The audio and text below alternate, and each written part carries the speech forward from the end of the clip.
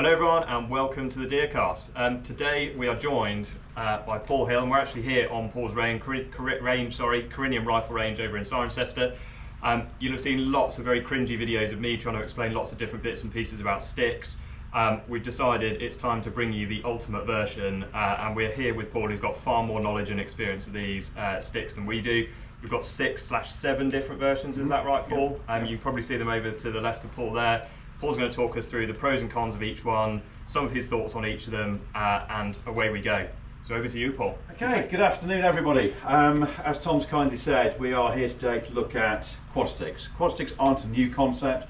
They've been around probably 15 or so years now that I know of, and we started using them, I would say probably 2007, 2008, in their original forms. So we made them by hand, garden canes, or the kind of the plastic coated metal garden canes from DIY stores, B&Q and what have you, with just two simple attachments at the bottom, bolted together and crossed at the top to give you two simple V's. So the original quad sticks were nothing particularly special. Two sets of V's, which gave you a lot more stability than the single thumb sticks, the twin sticks, the tripod versions that people started using for a number of years.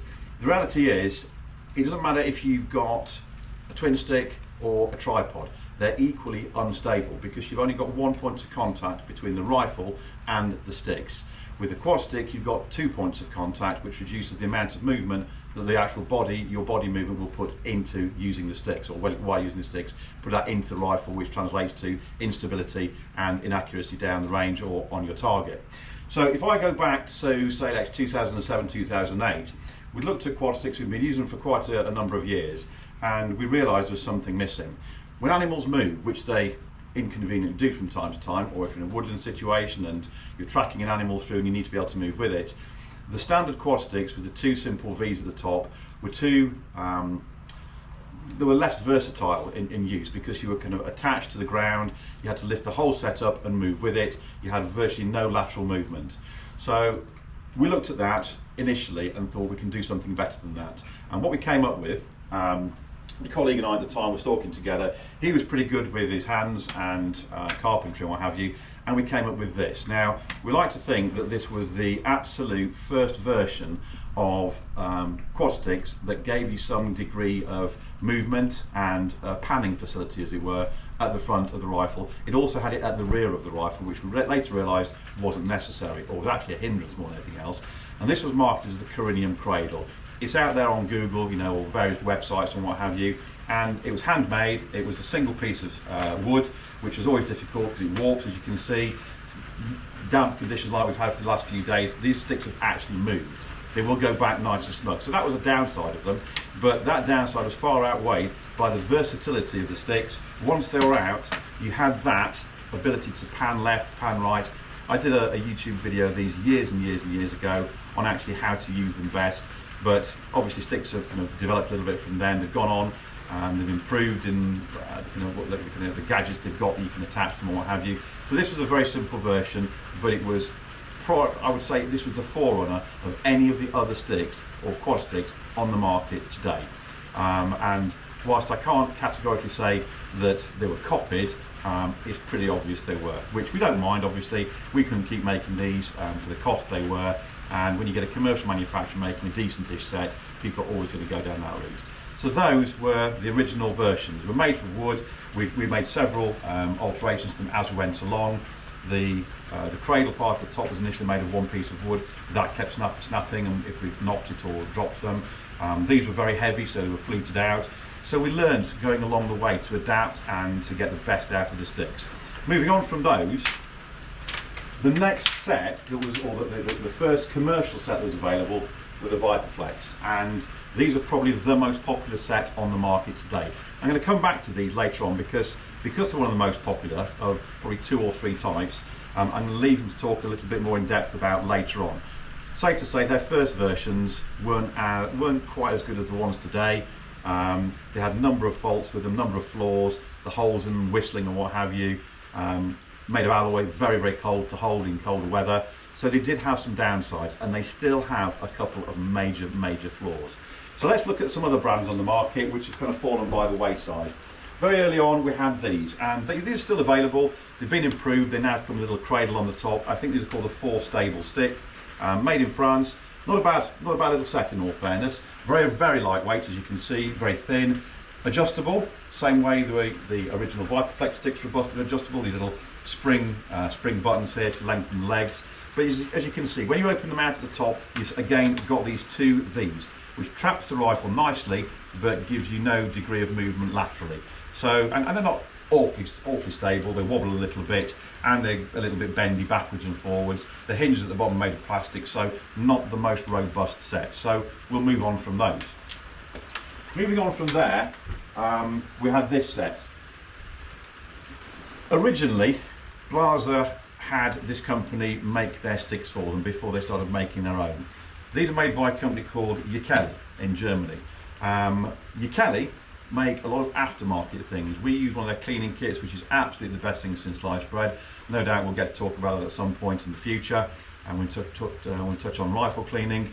But these are what's called a mountain stick. They are less designed as a kind of open ground or woodland stalking stick. They're designed to take the hunter's weight if he's descending or crossing a steep slope. So you can literally put your entire weight, I'm 15 stone, and I can put my entire weight on those sticks to lower me down a hillside safely. They're very adjustable, which gives you a huge amount of scope with them, but deploying them is very difficult. And it's a case of practicing with deployment. And it's a one-handed operation where you push the foot one side forward with your thumb, and then you grip the other section and pull them apart like so. They're under tension with these rubber straps at the top and the bottom, which means they're not falling all over the place. You're in control of the stick. However, the lateral adjustment is through this V-shape arrangement at the top here, and if you push it too far over, it's inclined to tilt the rifle over to one side too much, and maybe even lose the rifle off the side of it, so not the most stable. However, if you are shooting up and downhill, it means that you can adjust so, because once your sticks are set, if they're set to go out a certain distance apart, okay, if you then need to shoot steeply downhill, for instance, you've got nowhere to move. Whereas if you've got sticks that actually adjust sideways, you can then put the rifle on them and you can move with them to take a shot downhill. So they are very versatile, but they're also quite heavy, and they clack around a little bit. Metal on metal is never a good sound for deer. It will spook them.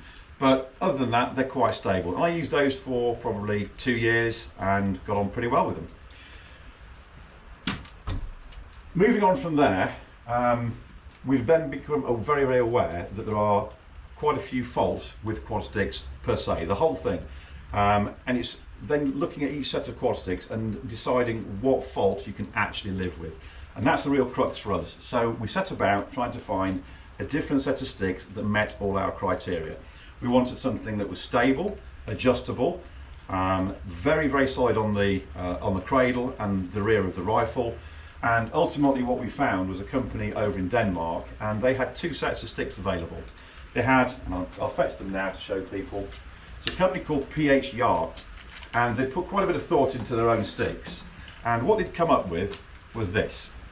Again, simple Quadstick arrangement, but they had 2 types of sticks, as I mentioned. They had a set with these, so 2 V's like this, so the very original kind of Quadsticks, no lateral movement. They then had another set with a cradle along the front and a U-shaped cup at the back. They sent us both. I tried both, and neither were ideal. They were both pretty good, but neither were ideal. What I did was get in contact with them and said, what I want is a combination of the 2. I want that at the rear and that at the front. Now, why do I want that at the rear? If I turn those to face the camera, you'll be able to see that when they're open, they form a V. Okay. Now, most Quadsticks, the Blaser included, the Viper Flex included, have more of a U-shaped structure at the back for the rifle to sit on. Most modern rifles are quite slim in the stock, some are quite slim in the forend, and that allows a good deal of canting left or right.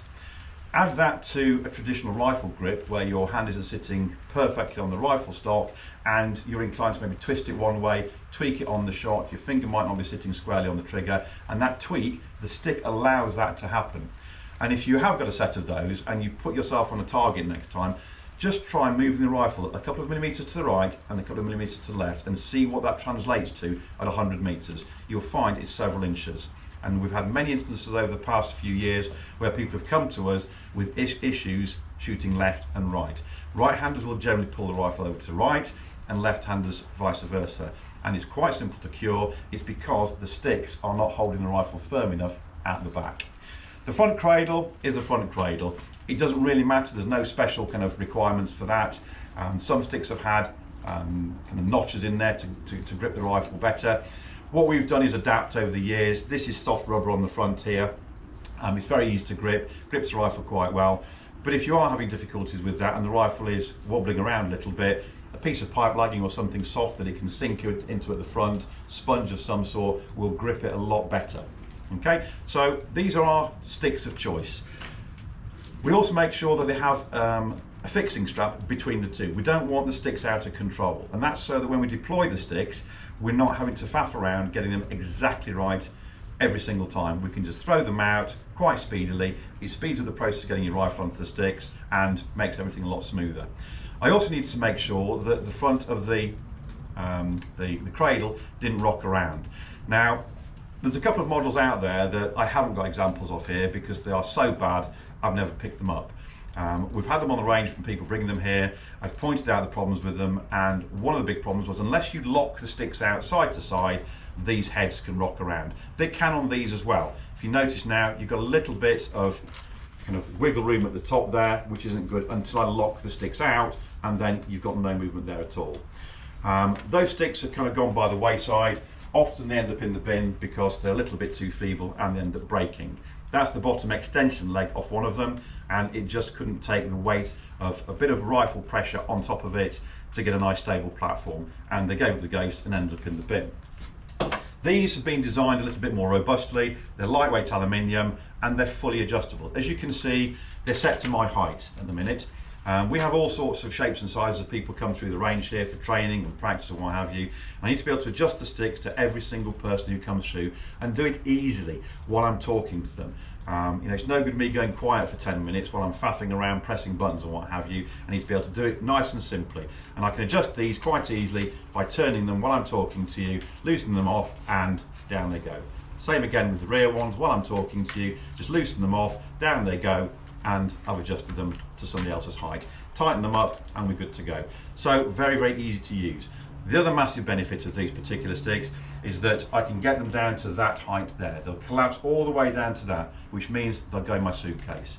We travel around the world, Africa, most years, across Europe hunting, and it means I can throw these in my suitcase or my travel bag. I'm not then relying on some dreadful sticks given to me by a PH or a guide somewhere on the continent. So those are actually our stick of choice, but they weren't on the market as such. We had to ask them for development work, we had to get them manufactured, and now they're manufactured them specifically for us. This isn't a plug, I can promise you, because there are plenty of decent sticks on the market. It's what we found through trial and error. Everything has a purpose, and if it's not fit for purpose, there's no point using it. So that brings me on to the probably two best-selling brands. Which should we go first? We'll do it in alphabetical order. We'll do the Blaser Sticks first. Now this is the second generation of Blaser Sticks. So unfortunately, all those people who bought the first generation have had to go out and update their sticks accordingly. Now what Blaser have very cleverly done is robbed, and I shouldn't really say this because they do look after us, but they have unashamedly taken all the advantages of other sticks and put them into their sticks. Their first version didn't do that, their second version more or less did. There's only one downside for these sticks with me, which I'll come on to in a little bit in a short while. But as you can see, you've got a nice V at the back. It's not quite tight enough to grip a rifle very tightly, so there's a little bit of wiggle room at the back. But at the front, what they've done is they've redesigned it. Typical Blaser, like they do with the removable trigger and magazine, they've redesigned the front end. And what we've got is this kind of swivel arrangement here, this grip and swivel arrangement. This V-shaped grip at the front also grips the rifle nicely and swivels as well. It also removes, and you can replace that with a little stud that fits in the super expensive but very, very swanky Blaser bipod. So that's quite useful if you're a Blaser bipod owner, not so much if you're not. They're held together front and rear, which the first incarnation of the sticks wasn't. But again, what I find often happens is when I'm moving around, this kind of falls off. Very, very easy to come off, and it falls off like that, and if you don't notice it, your sticks are out of control and they go forwards like that. So that could be improved in my opinion, and if I use these sticks, which I often do, I always put tape across the back, a strap or two of tape around there to make sure that doesn't happen. I shouldn't have to do that, but I do. So again, it's just something that they've not really thought about. What happens with a lot of manufacturers, and we're not just talking sticks, they design something that they think will work. They don't give it to a number of people to go out and thoroughly test it and then find the small problems, and it's always small problems. It's nothing that you can't overcome yourself oftentimes, but you know, a little bit more thought, a little bit more effort, and they get it right absolutely 100% first time round. They're made of carbon, which makes them nice and light. They're not cold to handle. They don't clank around too much. And I know Tom doesn't like these, but I really do. The adjustment kind of thingies on the side, I don't know what you call them, but it's a very, very simple twist in one direction, and you don't have to twist them several times to get them loose. It's a very short twist, like so, and they're adjustable. They adjust very, very easily. They don't pinch, they don't bite, and then again, just a quick nip up, like so, and they're rock solid. They don't go anywhere.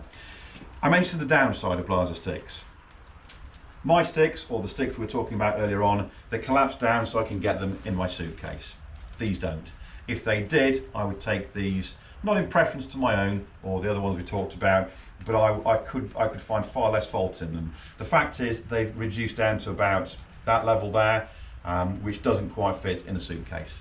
So great sticks, not the cheapest. They do work. I do like this facility on the front here. We do supply a lot of these sticks, these sets of sticks. They're very, very good. I wouldn't say they're fantastic value for money, but they do work. But if you are going down that route, I would recommend putting a wrap or two of tape around this rear connection point here so the strap doesn't fall off and they stay connected. Moving on to probably the most popular brand now, the Viper Flex. I don't know what version these are. I think we're probably on about version 37 by now. When the original designer of these brought them out, they were made of alloy. They had holes down the sides like they still have. The holes were uncovered, and there was a real knack to setting these sticks up. You know, you had to press both of the adjustment buttons in, twist the stick slightly, and then pull and adjust. And you see people getting into all sorts of mess with them, trying to get them to the right height, adjusting the front first, then the back first. There's a real knack to setting your sticks up, and I'd suggest anybody buying their sticks looks at websites, looks at YouTube videos, looks at the manufacturers' websites, and practices getting their sticks right. It's no good getting into the field and spending 15 minutes faffing around and then finding out they're not quite set right for you. So what are the problems with these sticks? To be fair, he's more or less worked out all the problems himself over the years, and which is why we're on, you know, we have so many versions of them. The main issue I'd say for people was always the adjustment, and you adjust them side to side. He's now finally put a rubber cover over the holes on this carbon version, so we don't get the whistling noise. We've had animals disturbed with that whistling noise. I well remember in Africa a few years back now when we were hunting baboons, and it was quite a windy situation for Africa, but they caught the wind. We sounded like a flute playing a fancy tune. A large male baboon in a tree heard it, started shouting an alarm, and just cleared the valley, and that was it. The PH was absolutely furious, and we spent about half an hour that evening covering them in sticky tape to cover the holes up. So if you can live with that and get past that, they're not a bad set of sticks. They're now quite lightweight because they're carbon. Once you can get over the adjustment side of things, that's pretty good, okay? Again, they go side to side. They go too wide, in my opinion. They're not suitable for sitting or kneeling shot because you just don't have that stability. They're going to slide on things, even in very sticky ground, they're going to slide. So there's no point having them going that far.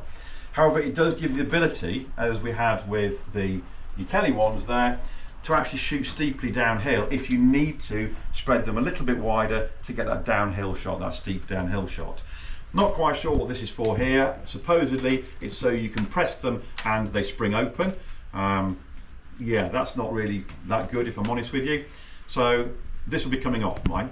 I picked these up yesterday. I didn't buy them. I swapped them for a set of my own sticks, or not my own sticks, the ones we would recommend, because I needed them on the range to demonstrate to people the pros and cons of all the different sticks. And that's why we keep all these here, to show people the pros and cons. My biggest criticism of these sticks has always been the same, and I'm going to give Klaus, the designer now, the clue that he needs. Okay, it's the rear rest. I alluded to it earlier on, it's the rear rest added to this. So these sticks are very shortly going to have a bit of paracord on them or a strap from the front to the back to stop them falling open. I can't be doing with sticks that I've got no control over.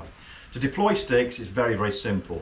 You generally, and what we recommend, should I say, there's no hard and fast rule, it's whatever suits you. But what we found the quickest for us is tip them side to side like so. Always go side to side first. Then take a pace backwards and lower them towards yourself. Put the rifle on like that. Don't put them out like so and then try and lift the rifle on. Take a step back, lift the rifle on and then walk forwards with it. Pull this one back under the rear of the rifle and you can walk forwards into the shot. Much easier. You see people kicking sticks open and throwing them open, trying to lift the rifle on, get themselves in a real pickle over it. But the problem still remains is this rear rest, this U-shaped rear rest here. It allows the rifle to cant left and to cant right. A simple addition at the back with a V, just redesign this back here. I mean, all that chap's got to do is redesign that, remanufacture that with a V shape in there, and it'll save people a lot of headaches. They're still the most popular stick on the market because the guy will supply most people with them in the trade, and they're not a bad set of sticks. I still think they have problems. They've conquered most of them. It's just a shame it's taken them so long to get around all those problems to get to this point here where you've got a pretty usable set of sticks, apart from that rear rest. If you have got a set of these and the rear rest causes an issue, what we recommend to people is what I recommended on other sticks. Put something softer in there to bind on the rifle. If you're lucky enough to have quite a wide stock rifle, you may get away with it. I have seen people literally set them up the wrong way to compensate, at which point you lose all ability. Well, you don't lose all ability, you can adjust the rear of the rifle to give you your lateral adjustment, but it's nowhere near as much as adjustment you get using them the right way around. But it does negate a little bit of that kind of tilting action on the stock. So that in a nutshell is sticks. What else can we get for sticks to make it even more stable? Well, we've got two options that I'm aware of and I use, or I have used. One is the fifth leg, which is this contraption here, and both Blaser and Viperflex supply a fifth leg, obviously at cost, and you just clip that on to the front leg. Most people use them on the front, but they can also be used on the back. It doesn't really mind, it doesn't matter where you use them as long as you're happy with it. What you must do is make sure that it's easy to get access to. So you can either use it off the front like so, which gives you fifth leg and proper, absolutely solid support. You can almost leave the rifle sitting in there on its own. You can also use it on the back. It really doesn't make any difference. It's personal preference. Again, play around with it. Get your rifle out in a safe situation at home, not so neighbours can see you, and play around. Deploy them at home. Practice putting them onto mounting your rifle on there and see what stability you get. While you're waiting for animals, again, have a play around in the field, but in my opinion, it's just another encumbrance that you really don't need. What it does do, and what Quadsticks have always done, unfortunately, is give people a false sense of security and ability. And we've seen too many animals wounded with people deciding to take longer shots because they've got more stability from Quadsticks. There's no substitute for practice. We do not condone taking long shots on animals. And when I say long shots, we're talking, you know, roe deer over 150, fallow over 200, and reds over 250. We're getting into different territory then, where your caliber makes a difference, your bullet choice makes a difference, and particularly your own shooting ability. Practice with your own limitations, get used to your sticks, get used to deploying them, and have a play around. We keep lots of sets here, as you can see, for people to make an informed choice with. If you go to a regular shop, and this is not having a poke at any shop at all, they're going to have a set in the shop for you to play around with, and you won't really get a feel of them. And they probably haven't gone into the ups and downs of it, you know. And again, this is no poke at the trade, but you know, those guys in gun shops, they're putting a lot of money on the shelf, and they need to make a return. And you know, they're interested in margin at the end of the day. They've got bills to pay, they've got staff to pay, etc. So you may end up walking out with something that isn't quite right for your needs, and that's where we step in sometimes by giving people options. Again, the Blaser, that has a fifth leg now available. Same thing as the Viperflex ones. The contraption we use, the elastic band as such, as we call it, is what we call a stability line. Similar kind of concept to the sticks for the Blaser fifth leg and the Viperflex fifth leg. I'll just adjust these to my height again and tighten them up while I'm talking to you. It's a far more versatile aid, for want of a better word, and that's what it's about. Sticks, versatility. Do they work in every situation? You should be able to shoot comfortably without any kind of assistance at all, up to 100 metres. Loosen it on a little bit too much. So 100 metre shot you should be able to do without any kind of aid at all. You don't need fifth leg or stability line 100 metres. Practice is what you need, not further assistance. But you've got a longer shot. Perhaps it's an animal that's injured, you need to take it. It's a difficult shot, you're not particularly confident about it. Tricky conditions, for whatever reason. And let's go back to, this doesn't make you a better shot. Once you set this stability line to your own height, which does take a little bit of patience and faffing around, it acts like so. So it can stay attached to your sticks. And this is the beauty of this, it works with any stick. It works with the Blaser sticks, the Kelly sticks, the Viperflex, even those stable sticks there. It works with them all. You just hook it over the back there, you deploy your sticks in the normal way, rifles there, on there, and then you simply put your foot through the hoop like that and pull back. Dead straight forward, and then you can lean into the sticks like so, and you've got a rock solid support. You are the fifth leg, effectively. You're not relying on something flicking around, kicking it with your feet to get it right. You can adjust it just by moving your foot. Simple movements of your foot, an inch or two at a time, bring the rifle up slightly or down slightly. You are the fifth leg. Very, very simple. Very, very cheap, 20 quid or so, and works on all sticks, and that's what we prefer. To collapse it, you literally just put your sticks together and get hold of your line and you're away. Keep it in your pocket if you're going for a long walk somewhere. Absolutely brilliant. So do think about the sticks you're buying. Not all quad sticks are equal by any means. Look at the pros and cons, look at your own situation, what you need from them, your own budget. Let's not be shy about this. These sticks here vary. I don't know what the Viperflex ones are because I swapped these for a set. I'm guessing they're probably around 350 quid. With the extra stick, they're probably in excess of £400. Same with the Blaser sticks and the fifth leg. You're looking at probably in excess of 400 quid. The sticks we've had designed, a couple of hundred quid, 20 quid for stability line. We've yet to have a set break. Likewise, we've yet to have a set of the stable ones break, the Viperflex or the Blaser ones break. So they are quite durable. You do have to be a bit of an animal. I've seen people carrying muntjac and even roe deer out on them. Wouldn't recommend that. You could snap them. I'm not sure the manufacturer would replace them.